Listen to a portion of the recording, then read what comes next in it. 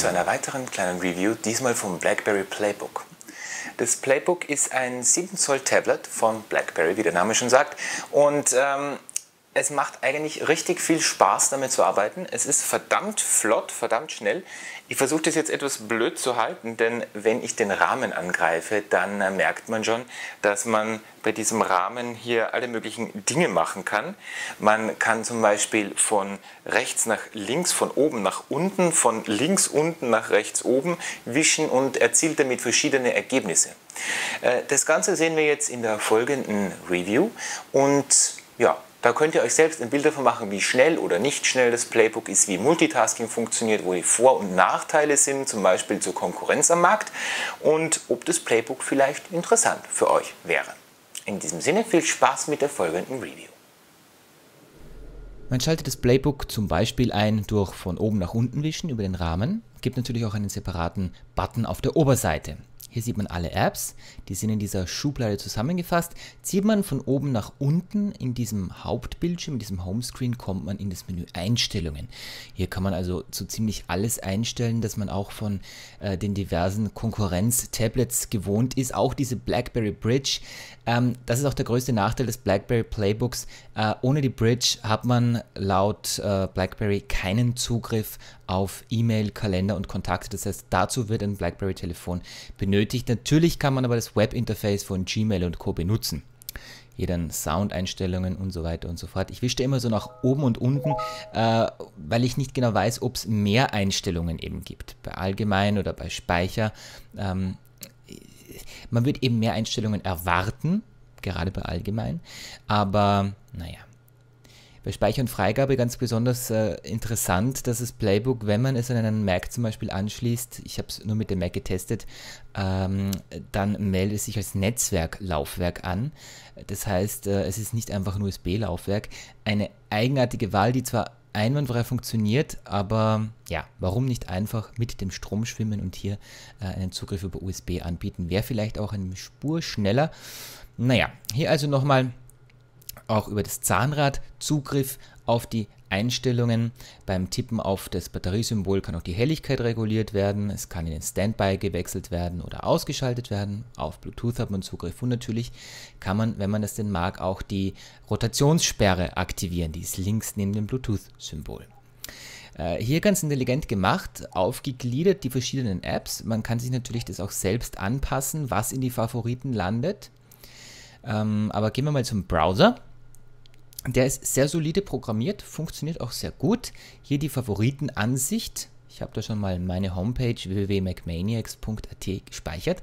Das ist jetzt nicht beschleunigt und nicht verlangsamt. Es ist in einem sehr schnellen WLAN, das Playbook. Man sieht also, der flotteste Browser ist es vielleicht nicht unbedingt, aber er stellt zumindest problemlos alles dar. Es gibt keine Probleme, es fehlt nichts, es wird nichts ausgeblendet. Und man kann damit ziemlich gut arbeiten. Dieser kleine, etwas schwer zu erreichende Nuppel auf der rechten Seite, wo ich gerade drauf getippt habe, damit kann man in den Vollbildmodus schalten.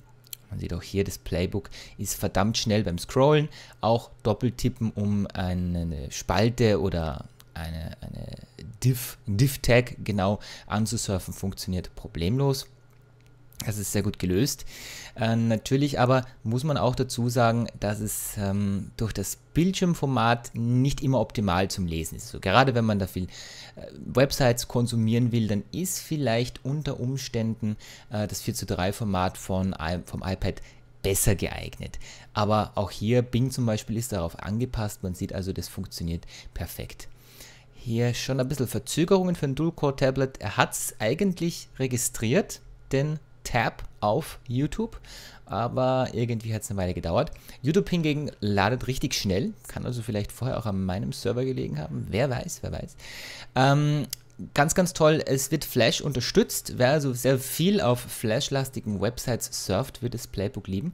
Übrigens, links unten in die Mitte des Bildschirms wischen, blendet die Tastatur ein. Also das ist auch so eine weitere Geste. Man kann nämlich auch von links nach rechts, von rechts nach links, von unten nach oben und von oben nach unten über den Bildschirm wischen.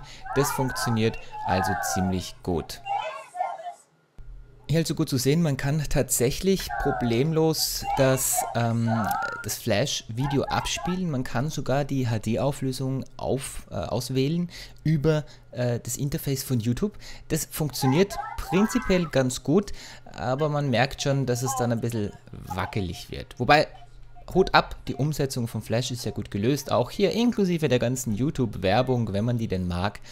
Ja.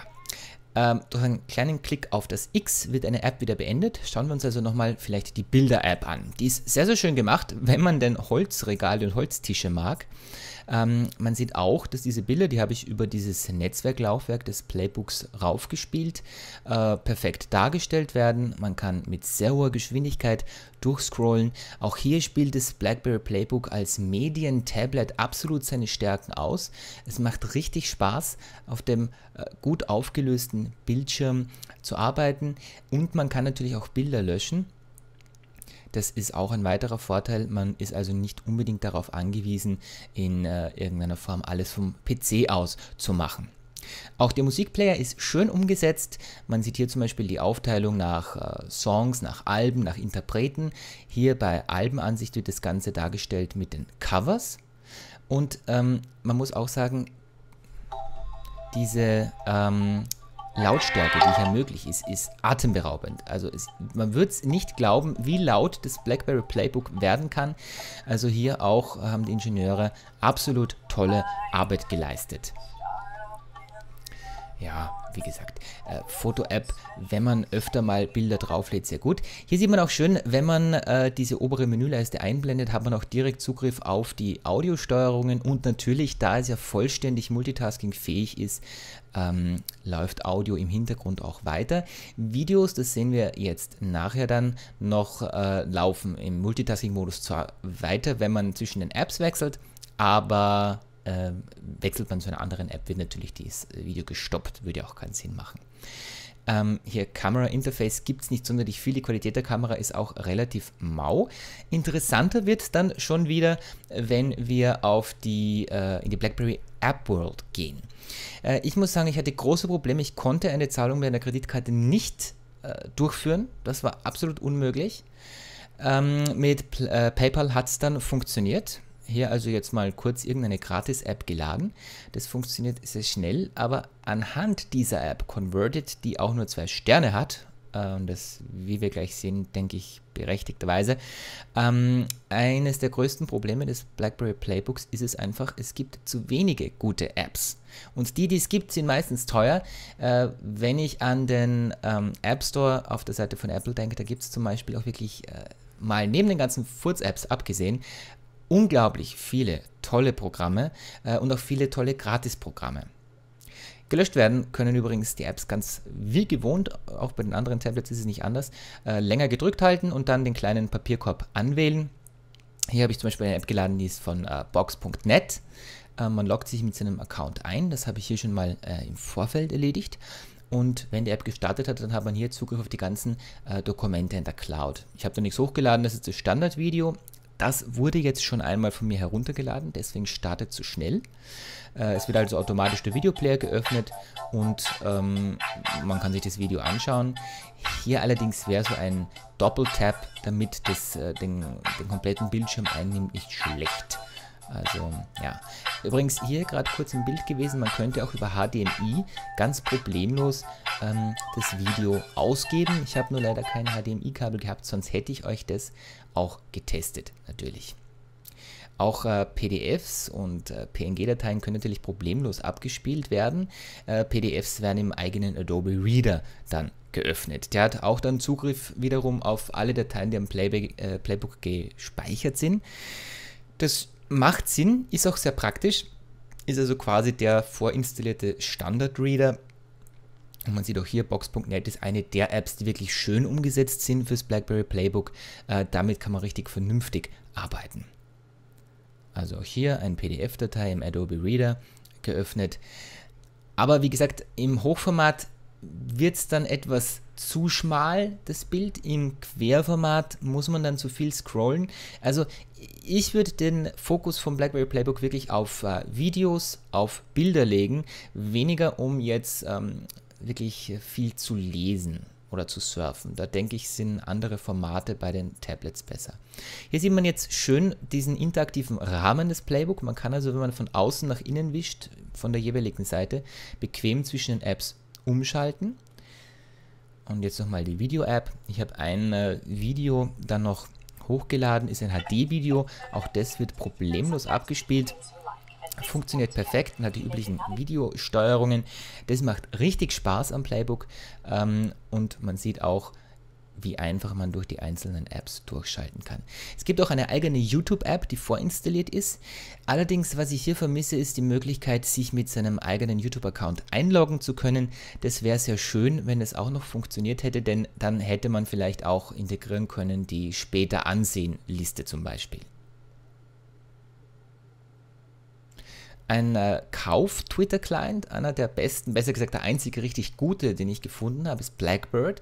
Kostet 1,99 € in der App World. Funktioniert auch ganz gut.